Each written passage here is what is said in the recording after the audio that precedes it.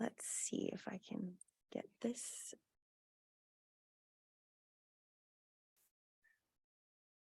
So Dr. David Kevin Ahern is going to speak with us about crafting a career in the era of digital health, my journey as an academic entrepreneur.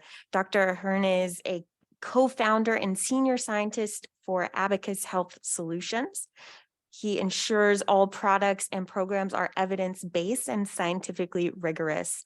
Over his 40-year career, Dr. Ahern has focused on the intersection of informatics and behavioral science to improve health and healthcare. He was a national program director for Health E-Technologies initiative of the Robert Wood Johnson Foundation. Dr. Ahern serves as the director of digital behavioral health and informatics research program within the Department of Psychiatry at Brigham and Women's Hospital, and assistant professor of psychology at Harvard Medical School. He's published over 100 articles, book chapters, and technical reports. In 2013, Dr. Ahern began a detail to the National Cancer Institute, whereby he served as the special advisor on health information technology to the healthcare delivery research program within the Division of Cancer Control and Population Sciences. And his bio was so extensive, I had to cut it down just for space. So Dr. Ahern, I know you are here. I saw you before. Let me find Yeah, Rebecca, can you hear me? Yes, we can hear you. But you can't see me for whatever reason. I've had a problem with my camera today. Okay, all right. I know well, that's okay. Time is of the essence, so I don't want to delay. And you've got my bio there, but I can speak. I was planning to tell a story, not use slides. Okay, great. And so I think it'll work fine. And if that's okay with you, I can proceed. That sounds great. Thank you so much. We're looking forward to hearing your story. Well, thank you, Rebecca. First, let me say I really enjoyed Leah's presentation. I thought it was incredibly important to hear the perspective that she brings with respect to her journey. My status is I'm a bit older. In fact, I'm in the twilight of my career, much as I hate to say that, but it's been 40 years since I was an intern at the Brown Internship Consortium. And I'm not going to speak about all 40 years. I'm going to try to hit the highlights. But I think the perspective I bring is perhaps a little bit different than what I heard earlier. I was able to sign in and hear some of the panels too, in that it's more about thinking about how to craft a career, as opposed to looking for a job or finding, a position, much as that's, the hard work and has to be done. It's really important and I can speak to this now from the perspective of having 40 years of doing this, that you want to think earlier on about what is it that you want to achieve in your career and how might you do that given the environment that you're living in. So if you go back 40 years, it was a very different time in the healthcare system. And when I started after graduate school and finishing my internship, I thought that I would pursue a traditional academic career of research, clinical care, consulting. There were multiple ways to provide support for my family, as well as to achieve my goals from an academic point of view. But at the time, I was starting my first position at the Merriam Hospital in Providence, Rhode Island, where I had done an internship rotation. I stayed on in Providence with a team there. And this is where I would say it was my colleagues along with me, where we really kind of together recognized that there were opportunities that went beyond maybe the traditional approach that had been the sort of standard path for research types like me and others in the academic space. And it was an interesting time in healthcare. There was a lot of interest in expanding care delivery, but it was still a kind of a time where you could create services and they were reimbursable and you could get paid and develop a program. And so it wasn't so much the pressure of trying to survive financially as much as we couldn't expand our programs in a way that we wanted to, given the constraints of the academic medical system that we were involved in at the time. And it turned out that we wanted to stay within the academic centers we were with among the hospital system, but it was a time where the hospital systems were trying to kind of come together in some, more organized way, sort of the pre-integrated health system model. And we found ourselves limited in what we could actually accomplish because we were limited in the silo of a single hospital within a single department. And I must give credit to my colleagues, particularly my mentor, Mike Follick, who was really an entrepreneur and in part as well as a really good academic scientist. And he thought broadly about ways in which you could create business opportunities with the basic skill sets we had collectively. And that's what formed the basis of the first company we established when we left academic medicine.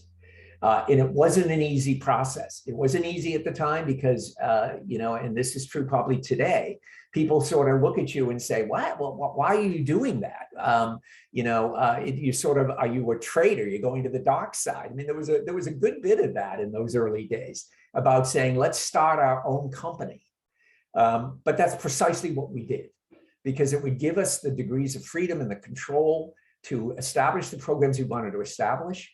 I had my first NIH grant at that time, and it was unheard of faculty, in this case of Brown Medical School, that would leave the faculty, take a grant into a private sector entity that we had created and actually be able to get the indirects and do grant work to the company. We did that. We were able to demonstrate we could do that. We established institutional review board processes. We established the administrative processes for indirect rate calculations and costing and reporting, and we were able to deliver the goods. And so we were really in that early phase demonstrating that you could do this even in the private sector, with the goal of still promoting the work we were trying to do, which was really translating science into practice. And so early in my career, let me give you the example of the specific content area. In my career, I spent a lot of time working in the pain space. So it was early days of the chronic pain clinic model. As a behavioral scientist, trained behaviorally, as were my colleagues, we sort of knew that behavioral science had a lot to offer in the evaluation and treatment of chronic pain. And we had the first pain clinic in Rhode Island and so on. We were really well established clinically, but we also knew that there was this whole employer space that we could work with, where we could provide services much more at scale. So we actually created a business called Abacus Management Group that addressed the problem of chronic pain, not in the traditional healthcare payer environment, but in the workers' compensation environment. And the question is, why did we do that? We did that because there was an opportunity at the time. This was 1988 to 1992.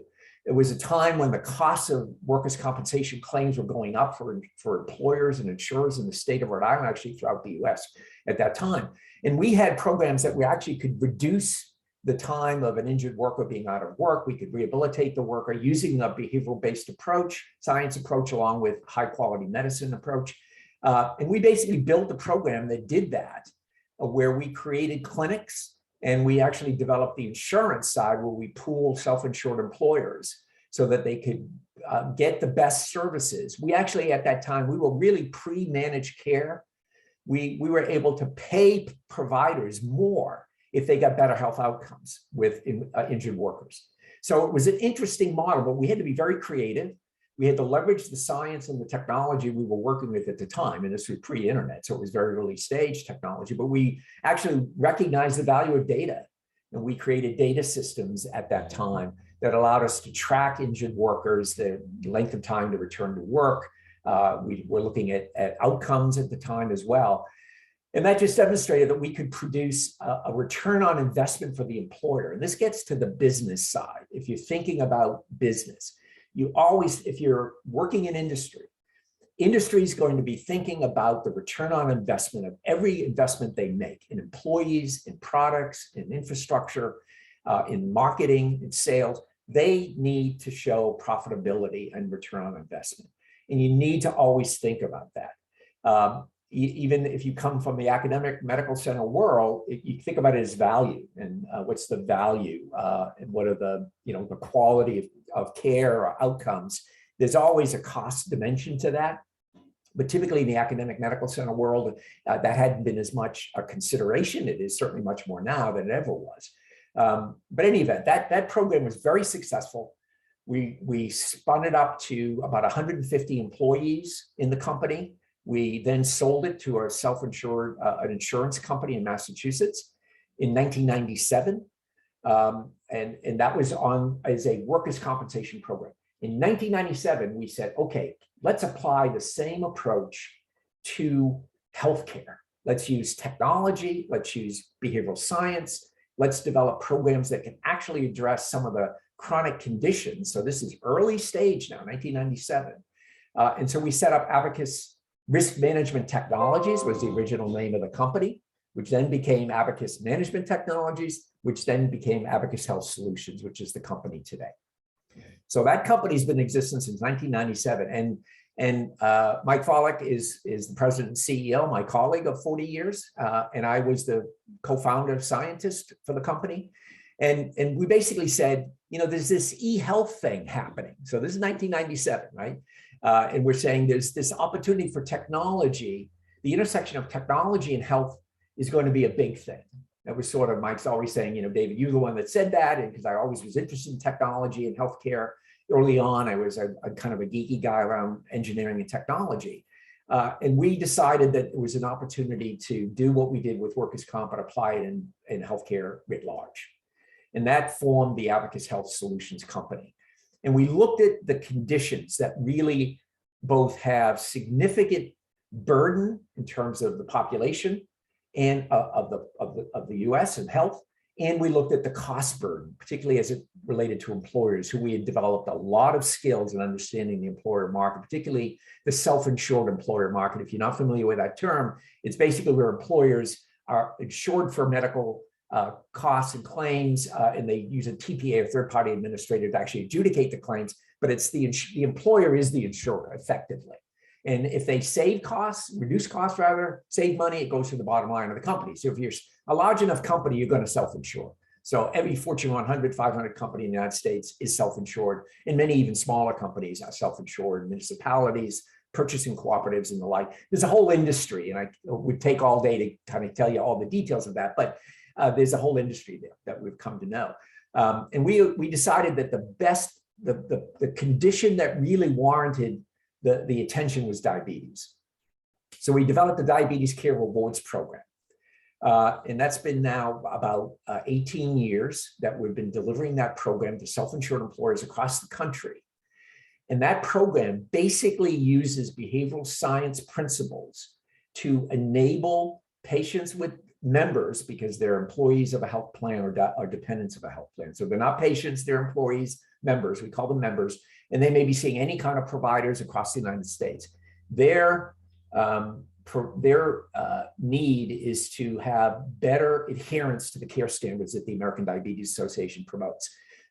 Simple factoid that's important. No more than 15% of people with diabetes actually are adherent to all care standards at any given time. And you might hear that and say, well, how could that be? Well, diabetes is a very complex disease. It requires incredible behavior engagement, ongoing. It doesn't just, you do it once and you're done. You have to, it's a lifelong, for many people, a lifelong condition. So we were able to, create a program that did that. And so let me just give you the secret sauce of that, and then I'll kind of rapidly move forward in time. The behavioral science piece was incentives. We knew that, as a behavioral scientist, we know about reinforcement theory, the importance of incentives. So we developed a program and created the technology to do this and adjudicate the claims at point of service, where if you have diabetes and you are a member of one of our clients, you can walk into any CVS, Walgreens, or any pharmacy in the United States, and you can have your copays automatically waived. So at the point of care, wherever you live, if you're with diabetes and you adhere to those standards, you have no out-of-pocket expense. And we can turn that off and on every day. So we created a patent to do that.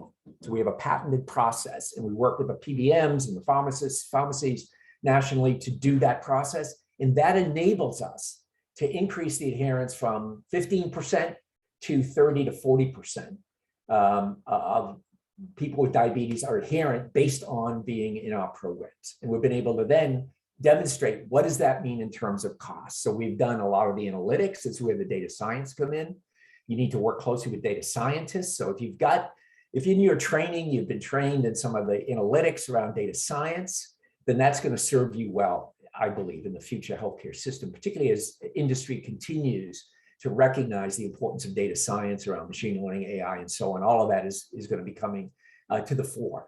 And that program has continued now for 15 years or so, and we've got great outcomes.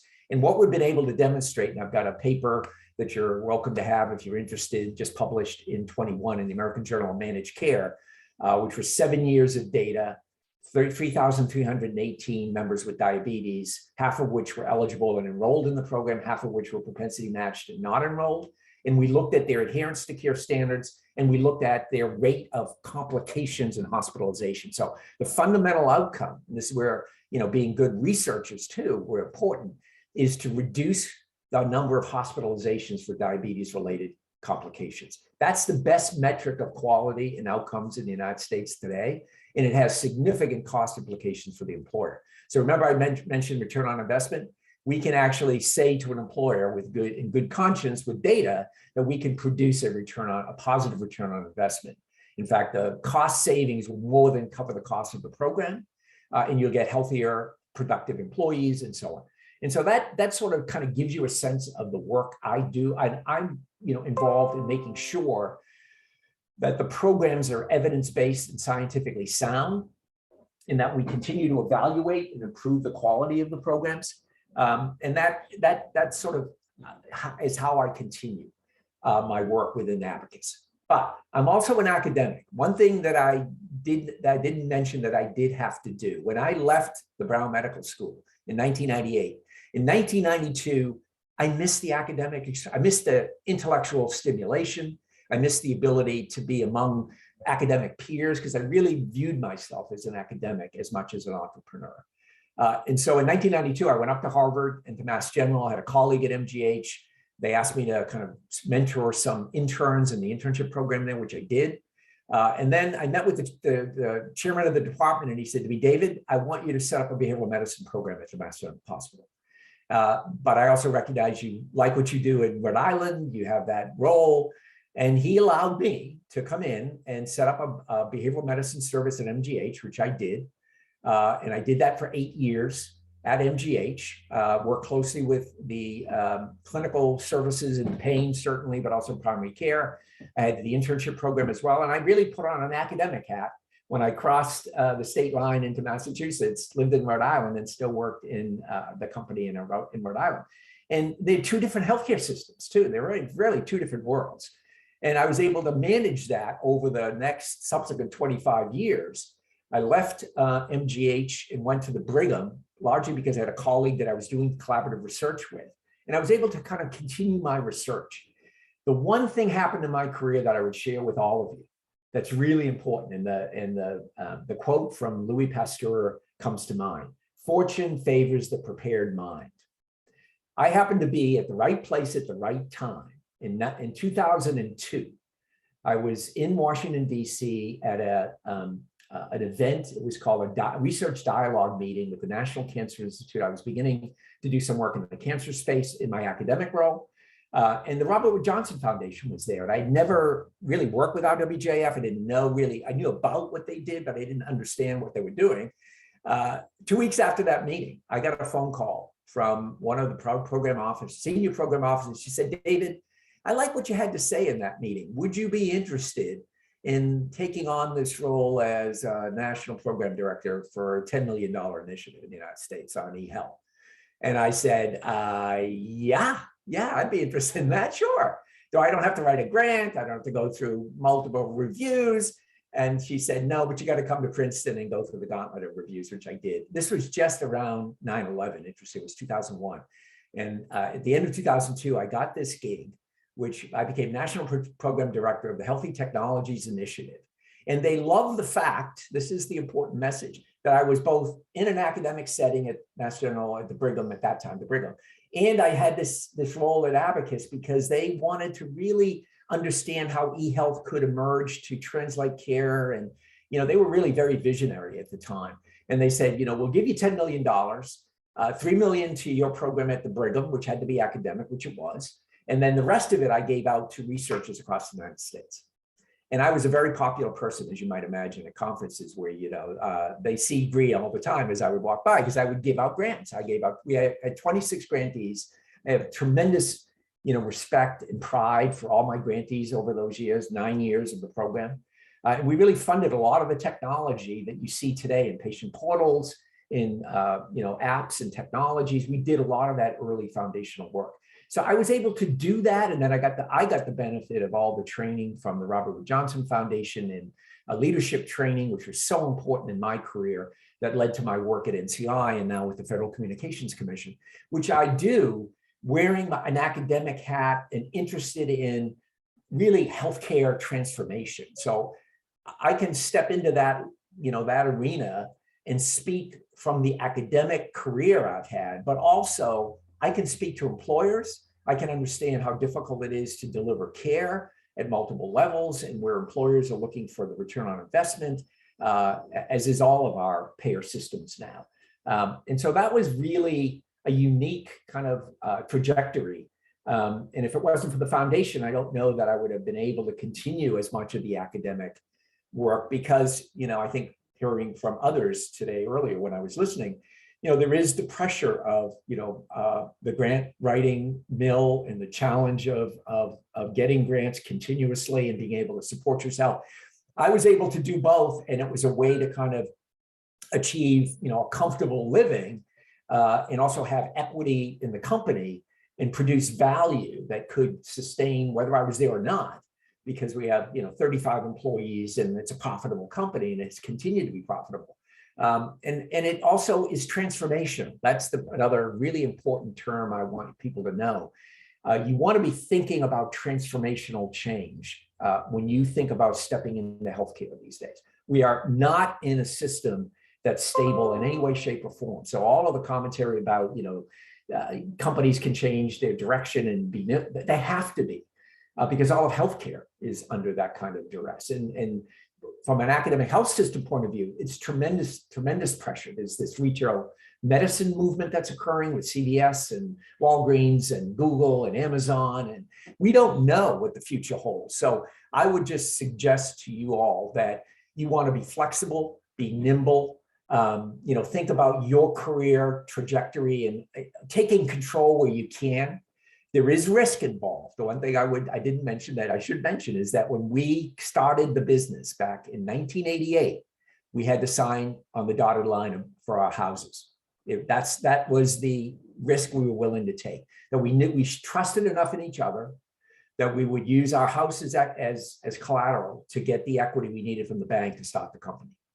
That's the difference in being an entrepreneur. You got to be willing to take the risk, but if you have the right team and the right capabilities, you can produce success. And I think that's what we've done. So I wanted to give I know we only get 6 minutes left, Rebecca. I wanted to pause there.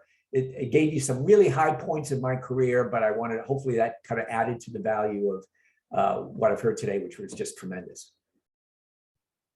Yeah, thank you so much. What an incredible career you've had. I'm wondering if you have any tangible things for, if you could go back and obviously not necessarily back in time, but if you were a graduate student today or a postdoc today, knowing that you wanted to end up where you are now in this incredible entrepreneurial position, what would you suggest our trainees do today as sort of like a tangible thing to better set themselves up for a future career like yours?